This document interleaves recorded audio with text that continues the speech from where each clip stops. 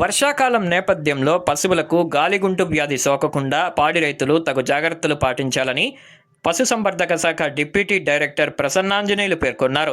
ఈ సందర్భంగా ఆయన మీడియాతో మాట్లాడుతూ, ఈ వ్యాధి ద్వారా పశువుల యొక్క పాదాల గిట్టల దగ్గర, నోటి దగ్గర దద్దుర్లు రావడంతో పాటు పెద్ద ఎత్తున పాల ఉత్పత్తి తగ్గిపోయేటువంటి ప్రమాదం ఉందని, కాగా ఏమాత్రం ఆలస్యం చేయకుండా ఈ వ్యాధి సోకిన పశువులను పశు వైద్యుడికి చూపించాలని ఈ సందర్భంగా ఆయన రైతులకు సూచించారు.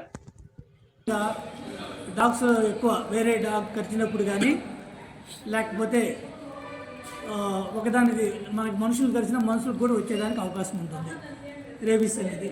అందుకని 3 months దాటిన ప్రతి డాగ్కి యాంటీ రేబీస్ వ్యాక్సిన్ చేయించుకోవాలని మనము ఫార్మర్స్ని అలాగే పెట్ ఓనర్స్ని కోరుతూ ఉన్నాము. 3 months అబౌవ్ 3 నెలలు దాటిన తర్వాత ఒక డోసు, తర్వాత 4th monthలో బూస్టర్ డోసు వేసుకోవాల్సి ఉంటుంది. అలాగే ఎవ్రీ 6 months ఒక డోసు రెగ్యులర్గా ఇయర్లీ 2 times వేసుకోవాల్సి ఉంటుంది. ఆ వేసే ముందు వాటికి డీవార్మింగ్ చేసుకొని ఒక 2 days ముందు వేసుకుంటే ఎఫెక్టివ్గా వ్యాక్సిన్ పనిచేస్తూ ఉంటుంది. వచ్చేటప్పటికి ఎక్కువగా గాలికుంటూ ఈ వర్షాలు పడుతూ ఉన్నాయి కదా, మనకి ఇంగ్లీష్లో ఫుట్ అండ్ మౌత్ డిసీజ్ అంటాము, మనకి అదే నోటి గాలి అంటూ ఉంటాము, కాళ్ళకి నోటికి వస్తుంటుంది.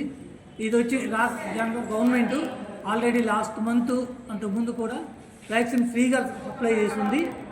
దాన్ని మనం ఆల్రెడీ చేయించున్నారు. రైతుల జిల్లా మొత్తము స్టేట్లో కూడా మొత్తం వ్యాక్సిన్ చేయించున్నారు. ఎవరైనా మిస్ అయితే మళ్ళీ కూడా వేయించుకుంటే బాగుంటుంది. దానివల్ల దగ్గు వచ్చినప్పుడు నోట్లో పుండ్లు వస్తాయి, అలాగే కాలి గిట్ల మధ్యలో కూడా పుండ్లాగా వస్తాయి, నోట్లో అలస వస్తాయి. తర్వాత వాటికి వచ్చిన తర్వాత కంటే కూడా ప్రివెంటివ్గా చేయించుకుంటే రిస్క్ తగ్గుతుంది.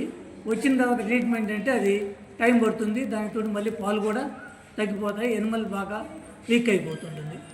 అందువల్ల రైతులు జాగ్రత్తగా తీసుకొని వ్యాక్సిన్ చేయించుకోవాలని కోరుతా ఉన్నాను.